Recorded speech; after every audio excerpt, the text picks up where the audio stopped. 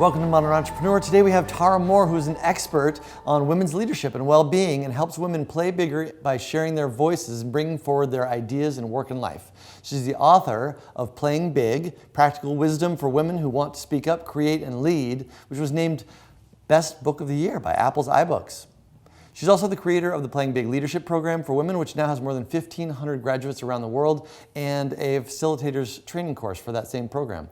She is a Coaches Training Institute certified coach with an MBA from Stanford and a degree in English Lit from Yale. She also has been featured on national media from the New York Times, The Today Show, Harvard Business Review, and has captivated women from all walks of life. That's quite a resume. Thank you so much for being here. Thank you for having me. This is a fun pleasure today. Good. Tell me about this program that you've created and you know what it is that you take women through in this process that you've developed. Well, the program is developed out of the one-on-one work that I started doing as a coach with women. And I know for a lot of entrepreneurs thinking about scaling, I'm always an advocate of that. Start with the one-on-one work with people and see what's happening in the trenches with your audience. And so for me, when I started a coaching practice, I didn't know what I would focus on, but I saw very quickly again and again that all of my clients, for the most part, were these very capable, brilliant women who I felt so inspired by, and I wanted them to be leading and bringing all of the ideas and innovations into the world that I was hearing about in our coaching sessions. But I was also hearing from them a lot of reticence and feelings of I'm not ready yet, and self-doubt, and I need more education and training first, and that just became so frustrating to me. That I started to focus on how do we help people move beyond that in our sessions. And then once I really learned what was powerful for my clients and what was powerful for diversity of my clients, I started to teach a group program. And that was in 2010, so I've been doing this for a while now, and continue to grow the program since then. And I should also add, because I think it's important, that I think we teach what we need to learn. And so I too, at that point, was coming into my career as a young woman, had this great education, had every reason to feel confident, but didn't. And so I was quite taken with what's going on and how do I move beyond those blocks as well. Yeah, so what is going on? Well, I think a lot of things. I think there's a universal level to this, and then there's a place where gender comes into. So at a universal level, I think for all of us, men and women, we don't like vulnerability. We don't like emotional risk. We like to stay in our comfort zones. And sharing our gifts with the world, sharing our ideas, doing what really matters to us, pursuing our dreams, is really scary, and a lot of us flee from it. And sometimes I think when that shows up in men, it's maybe not as obvious, because when I talk to men, it's often I feel pressure to do the prestigious thing or the breadwinner thing, even though what I really want to do is over here. But men can be playing small by running away from their own authentic dreams for their life, right? In that way. For women, all of that's going on, and there's another piece of you've been socialized to be a good girl and a nice girl. You don't see a lot of role models of women leading in the public sphere. All that conditioning that causes us to not see ourselves as capable as we really are. And so there's inner work we can do to let go of and move beyond some of that conditioning. And what does that look like? So in the Playing Big model, we start with the inner critic. That voice inside of our heads that has all kinds of chatter for all of us, all kinds of narratives. Why you're not good at this, you're not ready for that, you could never be the one to do that. And we do what I think of as an inner critic 101 training. I think everybody, instead of just learning how to drive and learning how to, balance a checkbook, if people still learn that, or whatever those basic life skills are, one of them should be learning what is this voice in our heads that says negative things to us about ourselves, why does it exist, and what can we do about it? And in the Playing Big model, we do not try and get rid of having an inner critic. We don't try and become confident. We look at the inner critic as it's always going to be there if you're on your edge in your work and in your life, like a edge of your comfort zone. And so it's about learning how to live with it and know that it's not the voice of truth. So we teach a lot of practices around that. And then the next piece of that inner work is something we call the inner mentor. And that is all about getting a really clear vision of your older, wiser self. So you, like 20 or 30 years in the future, but we don't just ask people, so who do you want to be 30 years in the future? But through like a guided visualization and meditation, really help people get in touch with a deeper wisdom about like, where do I really want to go? What really wants to come out from inside of me? And what people find is just through like a 20-minute exercise, they can get a very clear sense of this older, wiser, authentic version of themselves. And then you can begin to relate to that self like a mentor.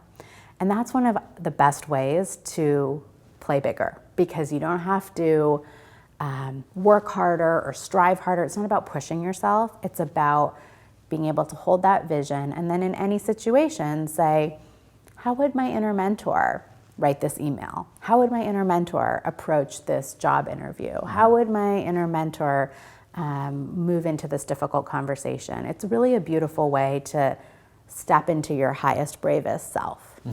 So those are a few of the foundational pieces, and then we go on with, there's about 10 more, but that's the foundation. If you were your inner mentor for your career starting self, 10 or however many years ago, what would the piece of advice you would give yourself? For me, what was very transformative and came later, and I wish I had known it earlier, was that that whole culture I was in school, and even in the sort of prestigious academic environments that I was blessed to get to experience, that was just one way of looking at the world and one culture. I think I took that way too seriously. And that culture was marginalizing of women's voices. When I was at Yale, 10% of the professors were women, and women had only been at the school for 30 years and its 300-year history. And so to really get, this is not yet a place that really knows how to include women. This is not yet a place that's really nurturing of creativity.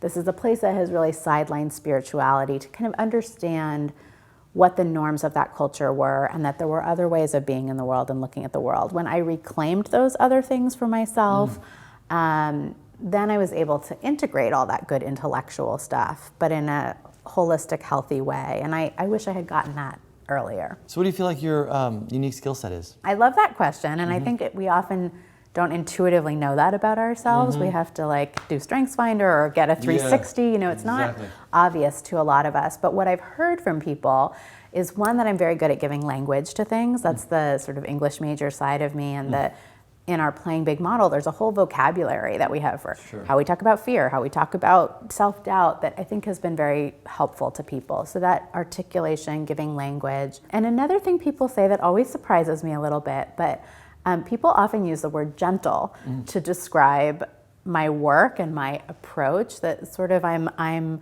not the rah go kick ass of the personal growth world. I'm like the gentle hug nudging you in the right direction, but in a powerful way, and we'll get you there eventually. And so that's been interesting to hear as feedback from my tribe and my community and from the world. I can totally get that. So tell me about growing your business. You've got 1,500 students now around the world, and presumably a bunch of facilitators too. What do you do that's working today to grow that business? I started blogging in 2009, so I came up in the write online content to let people find you. And so I did that very diligently for many years. And that worked beautifully for growth. Now, interestingly, most people find me through the book. And so that's been a huge shift in my business. And I do always like to tell entrepreneurs who are thinking about maybe writing a book, there's often a question, are books still relevant? Are traditionally published books still relevant?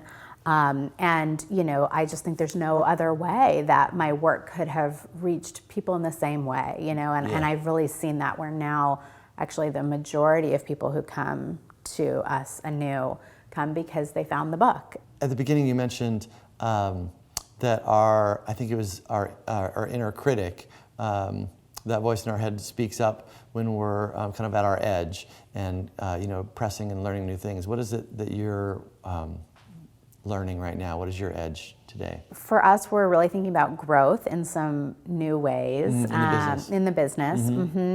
Just really, I think our products are so honed at this point, and we know from the evaluation data how much they're helping people, and we're really looking very seriously at kind of how do we move from incremental growth to something more significant and reach more people, which might involve changing our products, our price. We don't know. We're exploring and learning. My whole team has been finding the book Hacking Growth to be extremely helpful. Sean Ellis, as we explore that.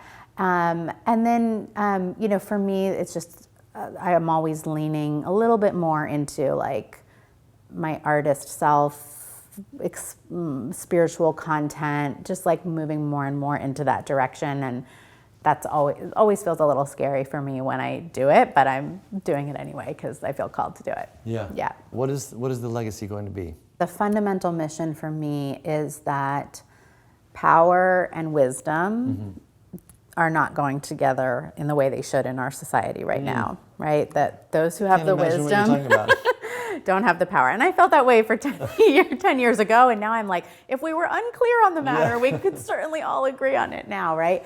So it's that, how do we change that so that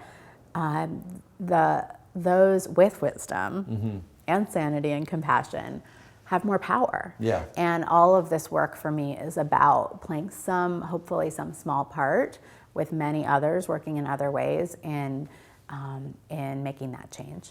What does it mean today to be an entrepreneur? What is unique about this moment for entrepreneurs, do you think? All of us here are kind of part of one organism.